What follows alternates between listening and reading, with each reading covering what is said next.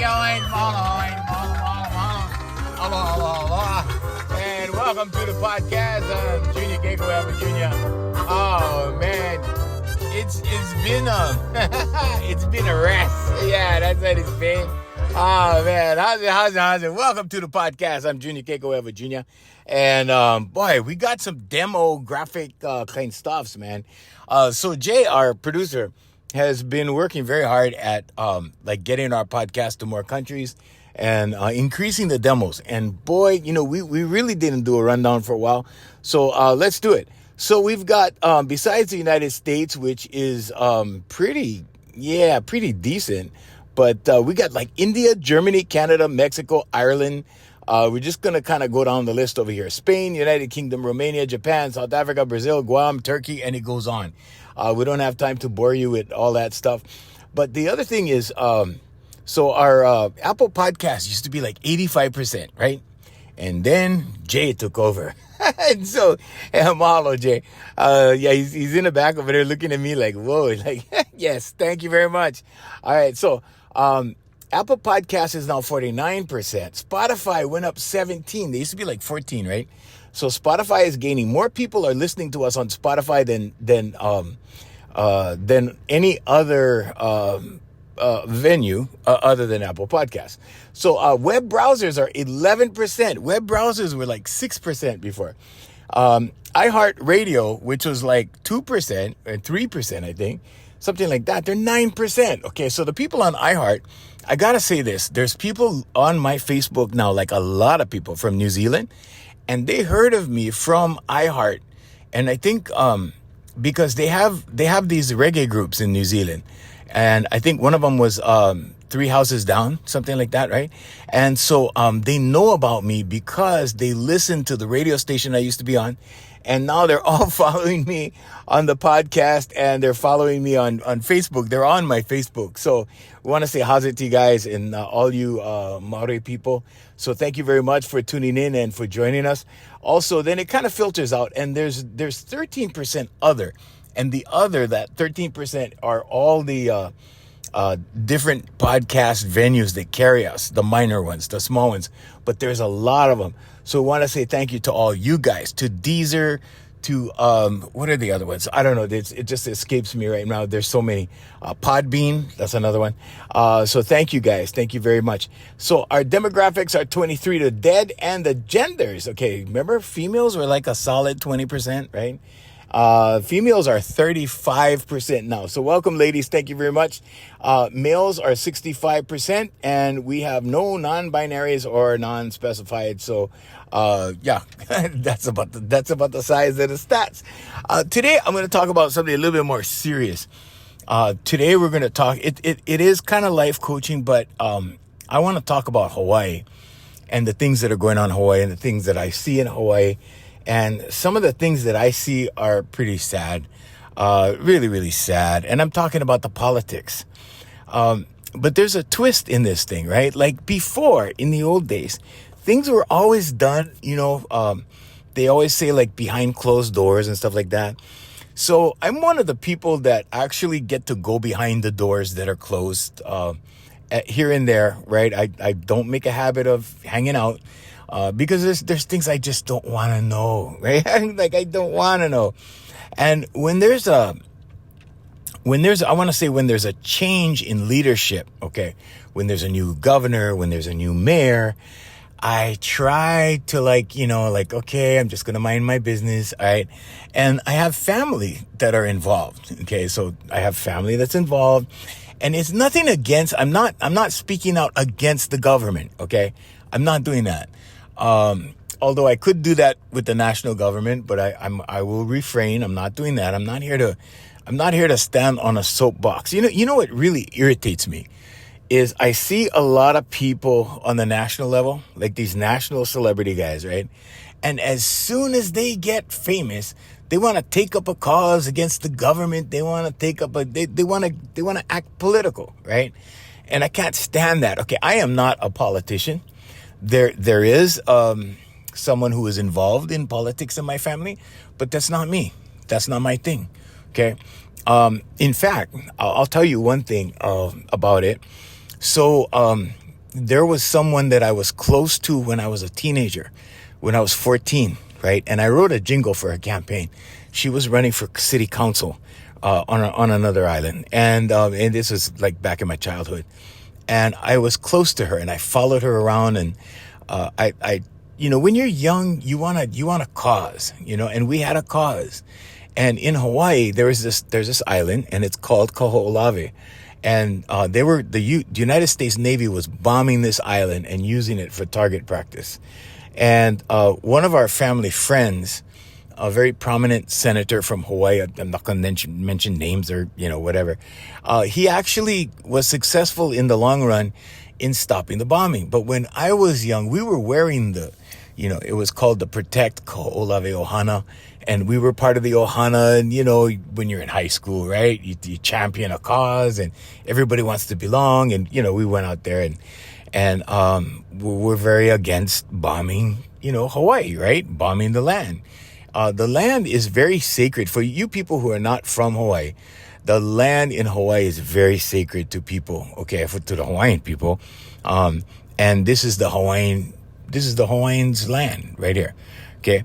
Now, the Hawaiians are the stewards of the land, okay, which means that, see, King Kamehameha the First, this is the basic overview, okay? I'm not an expert. Please, don't ask me Hawaiian questions, okay? I don't have answers. But King Kamehameha the First, the Great, King Kamehameha the Great, the guy that we have the statue for and all of that, okay, he united the Hawaiian Islands, all except one island, Kauai, okay? Kauai was given to him. There's a long story behind that. I'm not going to go into that. But he pronounced all land in Hawaii a allodial title, which means you can't sell it, you can't buy it, and it cannot incur debt.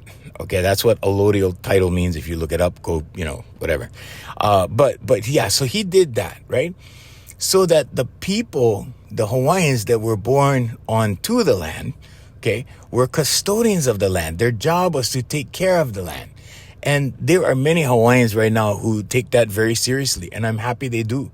There's a lot of young Hawaiians that are coming up now that I see that are a little on the militant side, but I understand it because we were the same way when we were young. We were the fighters, right? We fought. We did not, here's what we did not know. We did not know that when you fight, you lose. Okay, we didn't know that. Okay, when I got older, I learned that. Oh, every time you fight something, you lose, right? So the idea is not to fight, right? The idea is to be smart and to take action. But anyway, and I'm not talking about a revolution or anything silly like that. But anyway, so, but what I'm seeing right now with a lot of people in Hawaii, okay? Hawaii depends a lot on tourism, and we depend a lot on the military, because the military brings a lot of people over here. They spend a lot of money in Hawaii. And lately, they've been doing a lot of stuff in Hawaii that local people are just fed up with. And so there's a small little anti-military thing building, There's also an anti-tourism thing with the young people. And they're like, hey, we don't need you guys. You guys can go. And I'm like, oh, no. Like, we need tourism. We need to figure out a way, like, how to educate the people that visit, right? Because they have to respect our place, because this is our place, right? Now, when you go to somebody, like if I went to, I don't know, Yellowstone National Park, right? I would observe the rules. If they said, oh, don't feed the bears or whatever it is. Like, I know you don't feed bears, but whatever. But yeah, if you don't feed the animals, or don't go over there because that's where the bears live, or whatever it is, right? Then I would abide by those rules, right? And I think what we need to do in Hawaii is we need to set up some kind of cultural, I know we have some of it. It's starting.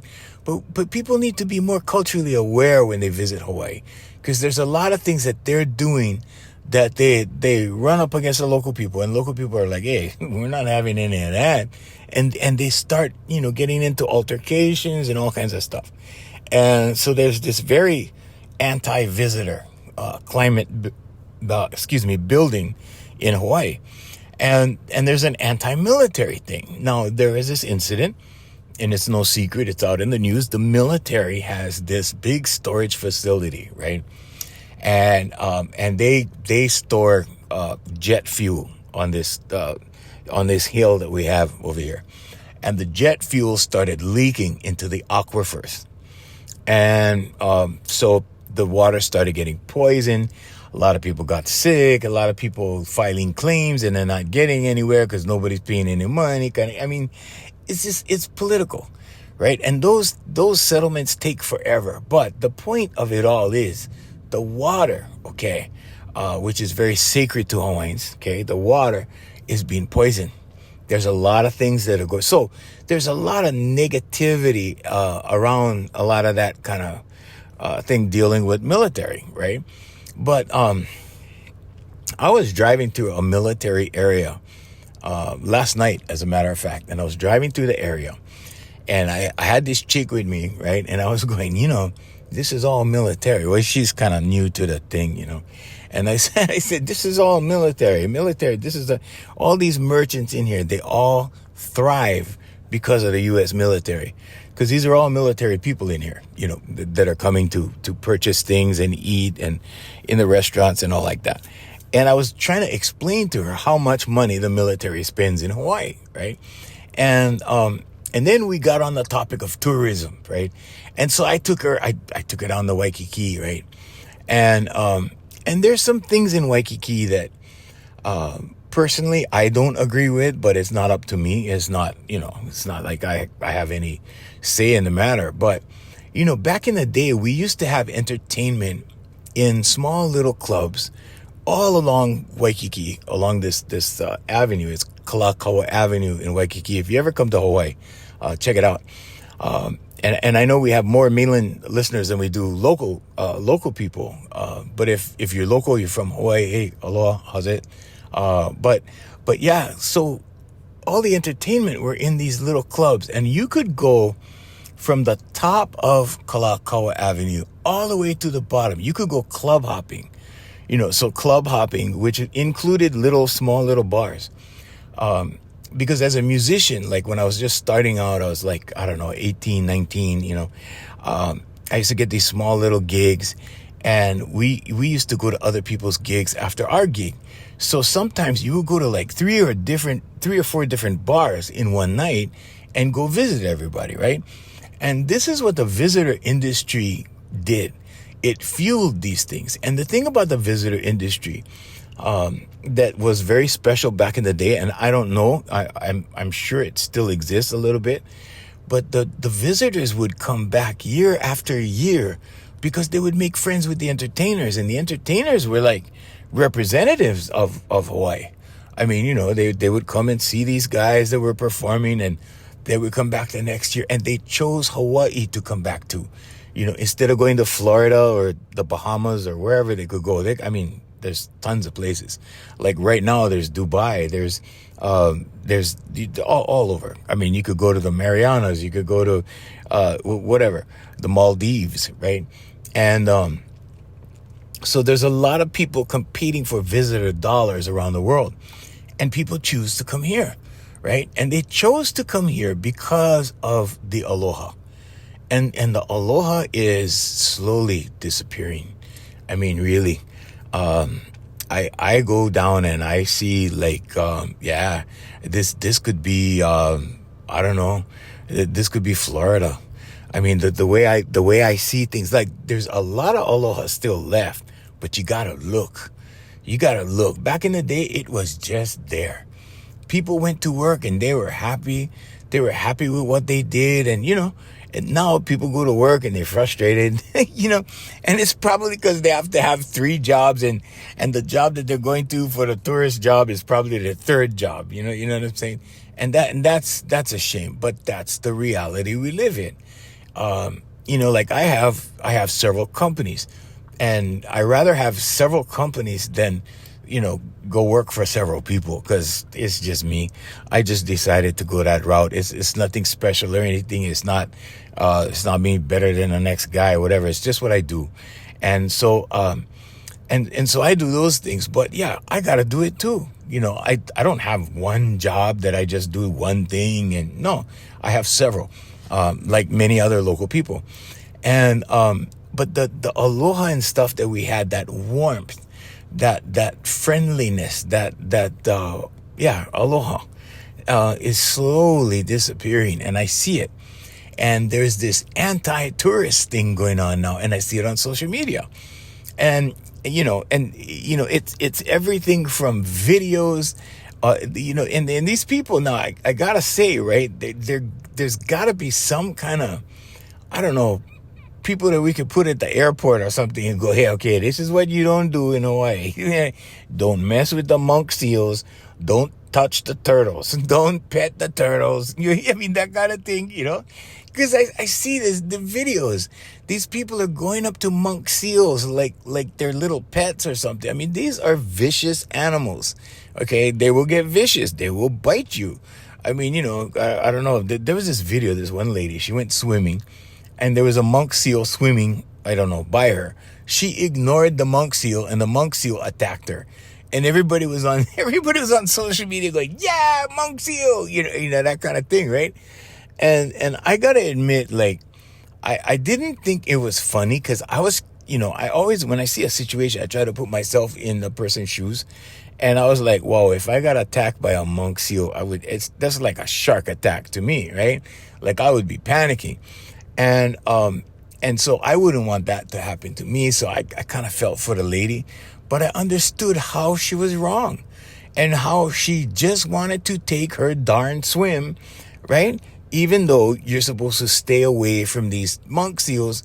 And if you see one in the bay, you're not going to jump in the bay and go swim. I mean, come on, you're just going to be a stone's throw away from the monk seal kind of thing, right? But these things are happening, and the local people are protecting their place. I mean, really, the monk seals, the turtles, everything, the ecology, everything. And there are bad eggs out there that will break into tourist cars. And, this has been going on forever. That stuff has been going on since I was a kid. I mean, guys who go out and hit tourist cars for a job. That was their job, hitting tourist cars. I was just telling a friend of mine, yesterday, I think it was, that the rental cars used to have airport stickers on it. And at one point they said, okay, take all the stickers off, because they were targets, right? So if somebody saw that there was an airport sticker on a car or whatever, they go, hey, free for all, right there, get cameras in the trunk, let's go, and the pawn shops filled up with cameras and, tourist, whatever, paraphernalia, whatever it is. And, but here's the thing, right? When Hawaii becomes the place, okay, that is pushing people away rather than welcoming people, we're going to suffer. Economically, we're going to suffer, okay? Now, I know there's a lot of young people that will disagree with unks, okay? I know you guys are. You're probably listening to me right now. You're 23-year-olds. Probably listening to me go, oh, unks, nah, we can survive without them. Yeah, but you know what? We're not going to survive as well. Because here's the thing too, right? We are in the Asia Pacific basin. Okay, so when people on the mainland are suffering a deep recession, we actually have it a little easier because we're doing business with Asia and we have strong Asian ties. I mean, there's a lot of Japanese people here, Chinese people, like Korean people here, and we still are doing business when the U.S. mainland is slowing down. So Hawaii is kind of unique in that sense too. But the last thing we want to do is push the tourists away. I think what needs to be done, and I do not have answers. I'm not involved in that kind of thing. I'm a life coach. I'm a retired entertainer, and I'm a voice teacher. I do a bunch of stuff. I'm a marketer, but I just think that there needs to be some kind of cultural briefing that happens when people land here. And I get it. Not everybody's on a tour, right? You have some independent travelers, and they're not going to want to stand around for 10 minutes to get a briefing or whatever it is. But I think there needs to be some way to educate these people. because we don't want to turn them off, because there's a lot of places right now in the world that are vying for tourist dollars. And if we're not careful, we're going to suffer that. And when tourists go away, we are going to hurt financially. Okay. And the other thing too is the military. Now, yeah, there's deep-rooted concerns about the military, and yes, they need to be more responsible, like the tourists. I mean, really, this is our place. Last time I checked, anyway, this was still our place. And but yeah, they need to be more culturally sensitive. Okay. I just put something up on my Facebook. I think it was yesterday. And it was this float in Disneyland.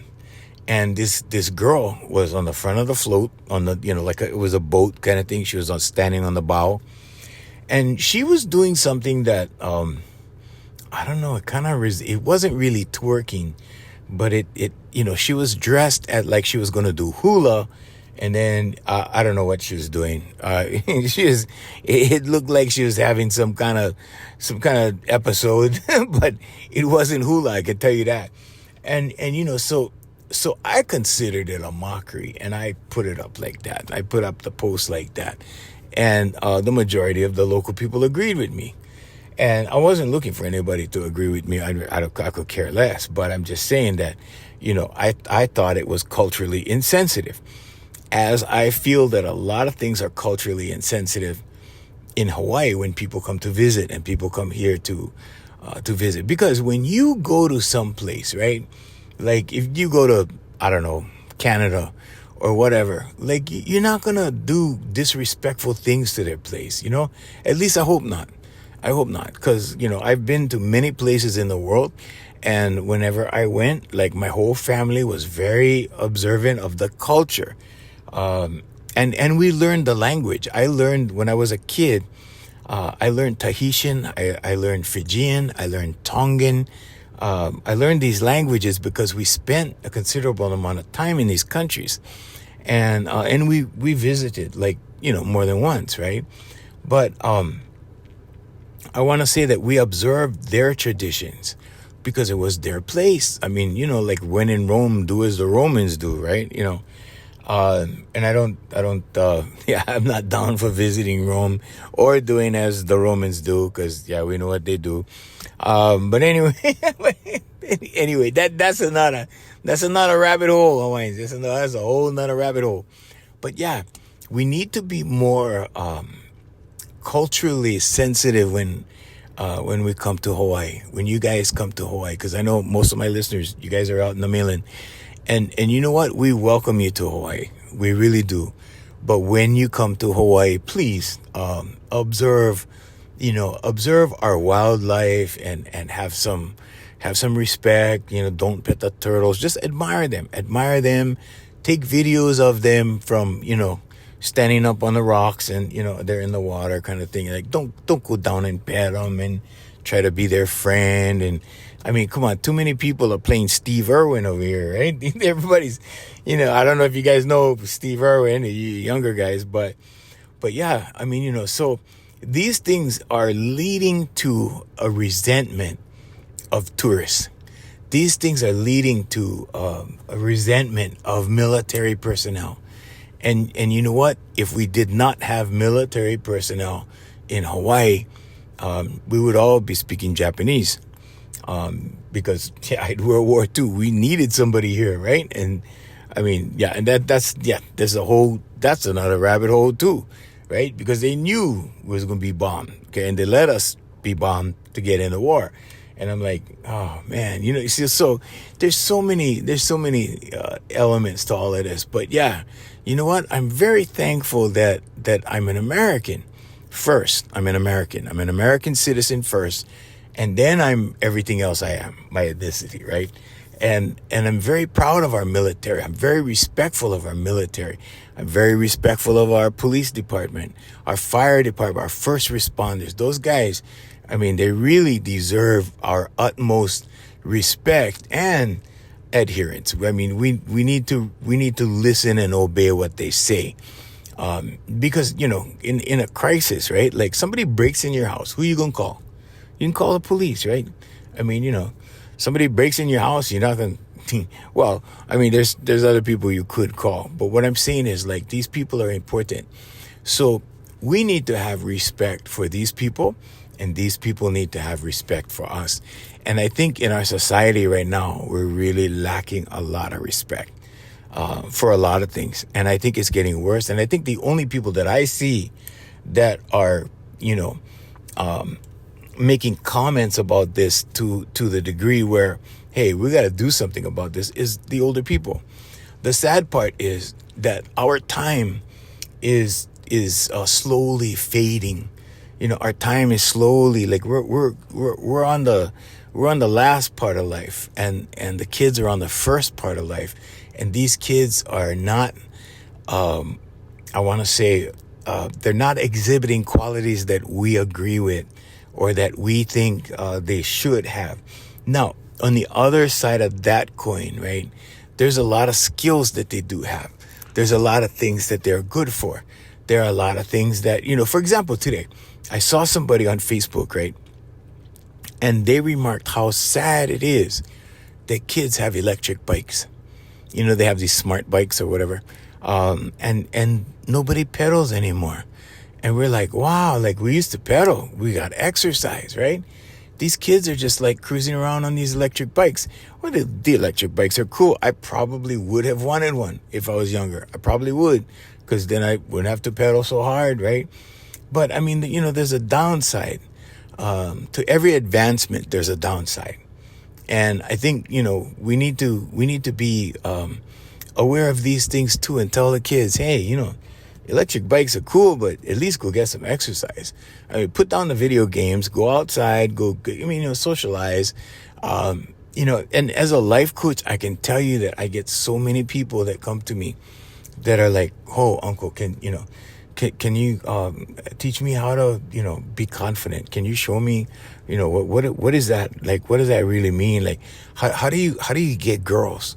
I mean, I get a lot of people. So I started Modern Males Advice, and this is a coaching system for men. Okay. And this is so when we discuss relationships on the podcast, I will mention more about that program. But I started the program because there's so many young men that they don't even want to engage with females anymore. Okay, number one, they don't know how. Okay, and when they engage, they get shut down. Okay, and when they get shut down, yeah. I mean, I'm like, okay, I know why you're getting shut down, and I teach them. Okay, this one guy, I'm not gonna mention names or anything, but this one guy, I kind of took him under my wing for a little while. And he was in his early 20s. And when I first met him, he was an IT guy, right? And a very, very brilliant guy, really brilliant guy. And so I started teaching him, right? I said, I brought up the subject of girls one day. And he was like, yeah, and he was telling me was like, yeah, tell me how to do that. I'm curious. So I started teaching him, right? I started teaching him. And pretty soon, man, like, I remember one session, when I sign on, I read their body language. I see their reactions and stuff. And brother had gelled his hair. And I'm like, whoa, this is getting serious. Like, his confidence level was coming up, right? And so, but anyway, I have this program for young men. And I think more, older people, okay, in Hawaii, we call the old folks kupuna. And I was surprised to learn that I'm in that category. I was like, what? I thought kupuna was, 65 and up. And apparently, in Hawaii, the line is like much lower than that. So like, I'm like, oh, well, I guess I'm kupuna. But yeah, I think there's more things that the older people could do to offer advice and help and assistance to the younger generation. And I think there's a gap there that needs to be filled. Now, for me as a life coach, there's more work. there's definitely more work. People need to learn how to do affirmations and meditation and learn how to work their subconscious to their benefit and change their paradigm. There's people who need to do that. And for those people, I'm here, right? And it's not really expensive. I got to get paid for my time, but it's not really that expensive. But the people that are paying me are in their early 20s. Now this is the degree of difficulty. When people are in their 20s, and this is life coaching stuff, okay, pay attention. Okay, so I know we started with Aloha, but this is life coaching right here. So the people that are in their 20s, okay, in my experience, I've had very few people that have followed through, okay? Because the follow through part, I cannot help. I can't do it for them, okay? But I've had some really good success stories of young people that have followed through, that have changed their lives, okay? And I've had people in their 20s, I want to say quite a few, that just don't follow through for whatever reason. And the main thing is distraction, Hawaiians, okay? Distraction. If you can do your affirmation that I give you, okay? Because I talk story with the people, and I'm like, okay, what do you need to work on? And I kind of ascertain, and then I craft a certain affirmation for them. I give them a certain meditation. I give them a whole plan, right? And if they stick to the plan, which only takes 15 minutes a day, okay, and they stick to it, they get like unreal results, like marvelous results, right? Now, if they don't stick to it, if I have my first session, I lay out the plan, everybody knows what they're supposed to do, okay. In 2 weeks, I have a follow-up appointment. If they're not following up, like with the plan, and they're not doing it every day, because you got to do it every day. I've been doing it for years every day, and sometimes if I don't do an affirmation, right, I'm doing the meditation. Well, it's something. But the important thing is that you do work on it. And if somebody's not following through and they think, I was busy, like, I couldn't do my affirmation. I didn't do it for a couple of days, but then I did it another day. And then, if I get that story, I don't see them anymore. I just cut it off. I just say, well, I think it's better for you to save money and, all of the above if you just come back, when you're ready. And I don't see it because I'm not going to take money, for nothing. And it's going to be for nothing if they don't follow. Okay. So here's a little bit about that end of life coaching for you guys. Okay. A little bit of everything on this podcast. Okay. Now the life coaching part. So your subconscious learns in repetition, and you have the subconscious, you have the conscious mind, and the superconscious. Now we're all plugged into the superconscious. The conscious mind thinks 1 million thoughts a day. Okay. Now, when that conscious mind starts feeding your subconscious the same thoughts, okay? So let's say you're thinking about, 10 things, and maybe one of those things you keep referring back to. You keep referring back to that thought or that subject. That's what your subconscious starts to learn. And that forms your paradigm or your system of beliefs. And pretty soon, right? So a belief is a thought you keep thinking, right? And when that happens and you start believing what you're thinking, even if it's not true, okay, because your subconscious does not know the difference between fantasy and reality, okay? But when that starts happening and you start doing that, you start shaping a paradigm. Now, people change paradigms all the time. It's not like you get stuck in one, okay? Sometimes if you don't work on changing your paradigm, yeah, you can get stuck on one for a very long time. But most people change paradigms slowly. It happens slowly. But the thing about, paradigm shift and all that, you hear all this stuff, right? It's very, very simple. There's this guy, Dr. Joe Dispenza, who's teaching a lot of meditation stuff. And he's really good. What he's really good at is communication. He's good at breaking things that, he kind of gets really scientific, and then he'll break it down. I don't like to get scientific because you start sounding like Charlie Brown's teacher. Okay, so for you guys older than 40, you guys probably know what that sounds like. Wah, wah, wah, wah, wah. like that. Okay, you just go above everybody's heads. So what I do is I break everything down to the least common denominator, so to speak, right? And so the average everyday guy can get it. Okay, so what you write down on paper, when you write it by hand, you can't do it on a keyboard.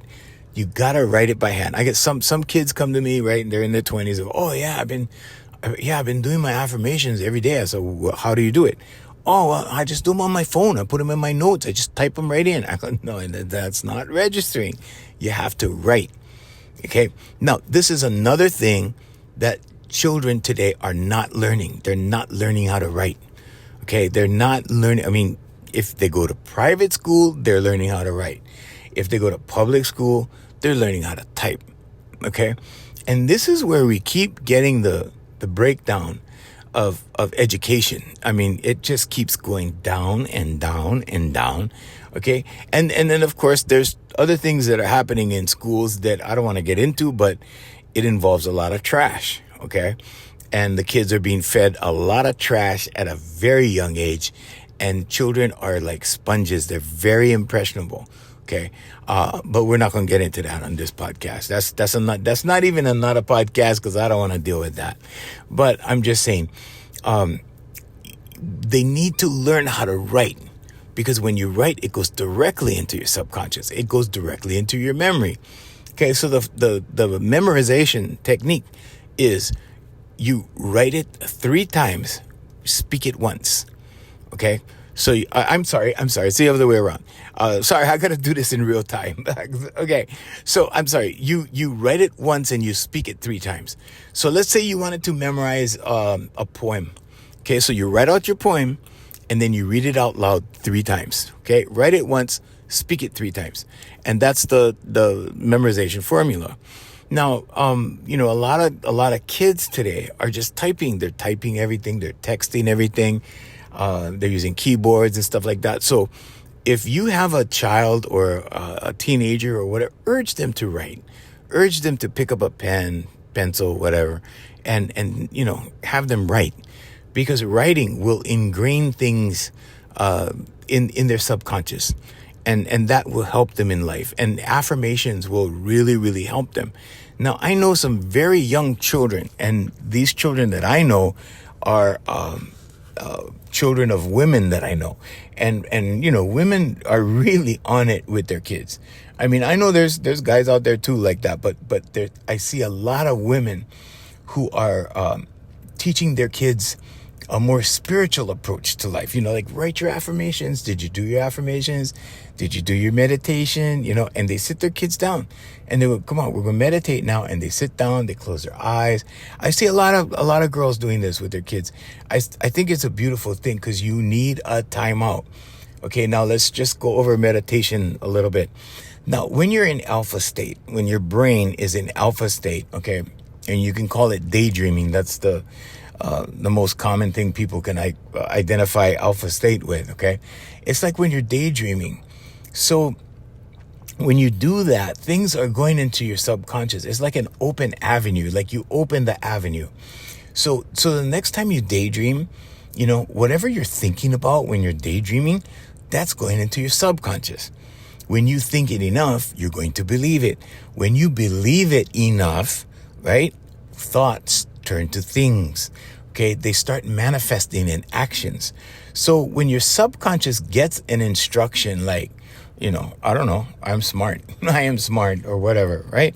It's going to start creating little actions to make you smart. You're going to want to, all of a sudden, you're going to want to read a book, or, I don't know, study a course, or go online and watch a lecture, or do whatever it is. But your subconscious will start making you do this. I always use a reference, like, because I deal a lot with females. The majority of my clients are females. And so I always say, like, when you go to a party and you see the dessert table, like, if you're doing your affirmations, like it feels good to weigh 160 pounds, right? And you go to the party and you pass the dessert table, you'll look at the dessert table and your subconscious will go, you don't really want to do that, do you? And you'll go, nah, yeah, I do. I don't. And it's okay. And you'll walk past. Those kinds of small little actions will take you to your goal. Okay, so that's, the subconscious is very, very powerful. And your subconscious wants directions. It craves directions. Okay, now your subconscious doesn't know fantasy from reality. If you tell your subconscious something about you that isn't exactly true, okay, but that's what you want to be, or that's what you aspire to become, then boom, right there, Hawaiians, you get that. It will start creating action. It's not like it's going to happen right away. It takes time. Okay, it doesn't take a long time, but it takes a lot of perseverance on your part to keep feeding it that thought. Okay, so if you write an affirmation and you write the same affirmation, so I have my clients do the same thing for 66 days. At the end of 66 days, they have trained their subconscious. So it depends. Confidence now is a very good one. Okay, so you can write something like, I am so happy and grateful now that I am confident. Okay, now the thing that a lot of people, I don't know, they don't really understand how confidence fixes almost anything. And I mean anything. Okay, when you're confident, it fixes all kinds of stuff. It's not just about, looking people in the eye or talking to people or whatever. Confidence will fix all kinds of things. Confidence will have you stick up for yourself. When you learn confidence, when you become confident. So this is a scenario that I use a lot with my clients. I said, when you go to the store and you're walking away from the cashier and you're walking out the door, right? And you're looking at your receipt and you go, oh man, I was shorted 3 cents, right? And you look back and there's people over there and the next guy's checking out and she's, busy with the cashier's busy with him and too much trouble. Never mind. It's only 3 cents. Okay. And you leave. All right. No, that's only 3 cents. Okay. But it'll happen again. Okay. And when it happens again, what do? I call it swallowing it or eating it, right? Then you eat it. Okay. So in other words, you take the L, you take the loss. Okay. And then when you take the loss, what happens? Then pretty soon you take another loss. Now this is your subconscious learning this action. Okay. Human beings are very, very highly intelligent. I can't even tell you guys what a blessing it is to be a human. Okay. And how many humans didn't make it? You know what I mean? How many people did not become human? All right. Men, think about it. When you're dating, how many times never mind. But you get it, right? You get it. There's a lot of times that, things happen and nobody was born and nobody got pregnant, right? All right, there you go. Out of those millions and millions and millions of chances, here you are. Boom, there you are. You see? So this is so much of a blessing. Like you don't even know. I mean, it's just it's just amazing and it's awesome to be a human being. So you really need to take into consideration, like, how much of a blessing it is, first of all, and then start learning about your mind. Now, your mind and your brain are two different things. Okay. So your subconscious mind is not your brain. Your brain controls, your fingers moving. Your brain controls your eyes. Your brain controls, those things, bodily functions. Okay. Your mind is something different. Now, here's something to think about. Okay. Once you start repeating this pattern of eating it, okay, what happens to your self-esteem? It goes down the tubes, Hawaiians, right? Because why? Because you start blaming yourself. Now, humans, are, unlike animals, have a different kind of experience, okay? We can critique ourselves. And we can critique ourselves in motion because we can observe ourselves. Animals cannot observe themselves. They cannot. They have that one view, that outward view, that's all they have. Horses, dogs, cows, whatever, pigs, everything. That's all they know. Okay, but human beings can observe themselves. And that's where the problems come in too. Okay, because we judge ourselves. What happens when you judge yourself? You hold things against yourself. Okay, so once you start eating it, right? It's only 3 cents over there. It's only $1 over there. Whatever. It's only 25 cents over there. Whatever. It doesn't have to be money. It could be anything. It could have been like, wow, I should have said something to Kavika because, Kavika is a Hawaiian name for you guys in the mainland, and other countries. But that kind of thing, right? It could be anything where you should have done something, but you didn't do it. And you should have stuck up for yourself, but you didn't. And pretty soon your self-esteem starts to plummet. Okay, because you start holding it against yourself. And when you start holding it against yourself, what happens? Okay, yeah, pretty soon your value of yourself goes down the tubes. Okay, and pretty soon you don't think very well of yourself. Now, if you don't think very well of yourself, guess what? You're going to give that vibe to other people, and other people will pick it up. It's like a bloodhound picking up a scent of whatever he's on the trail to find, right? So people can tell, people can sense it.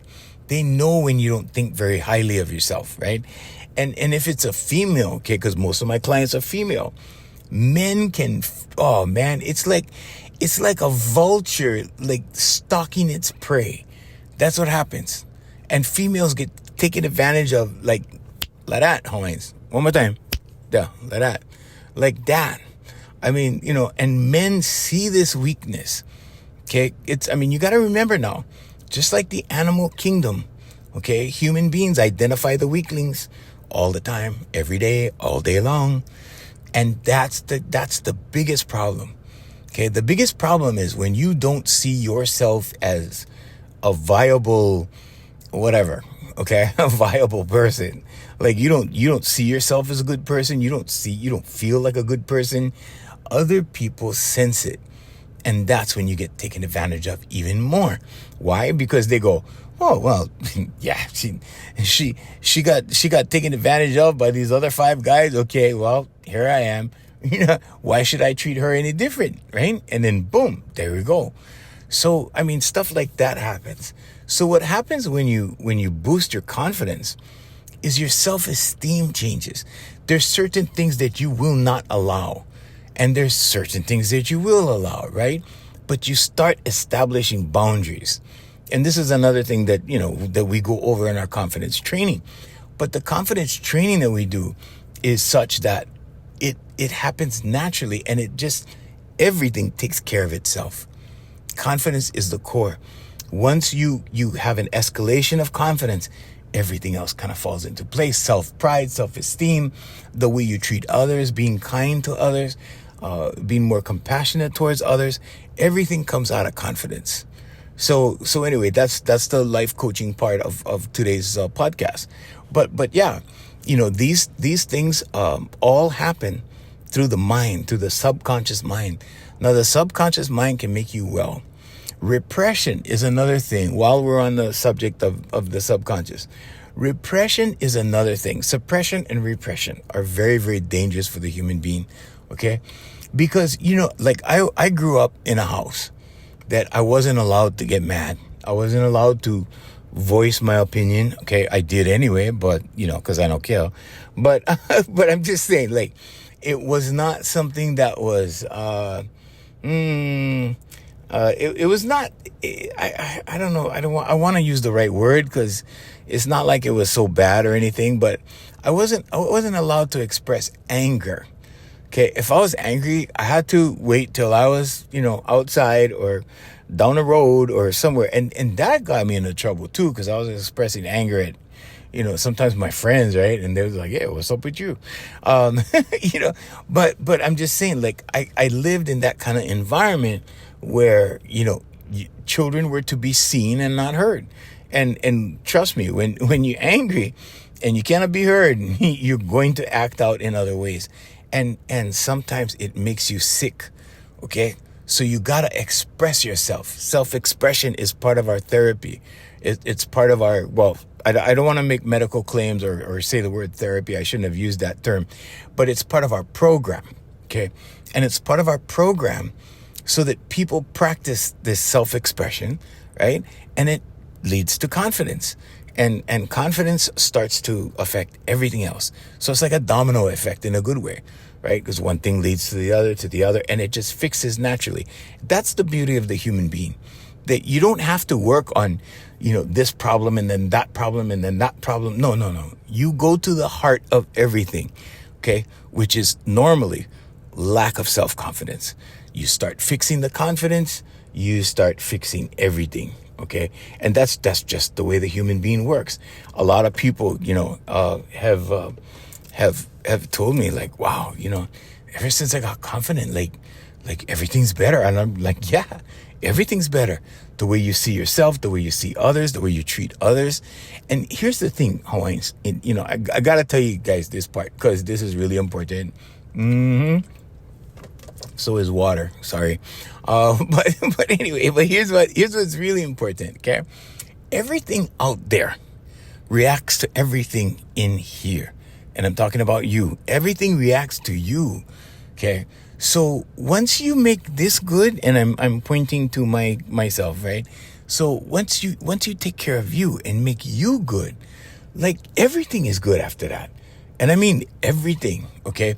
So life starts to get easier as you raise your vibration, as you raise your frequency, because that's what happens when you get more confident. Okay.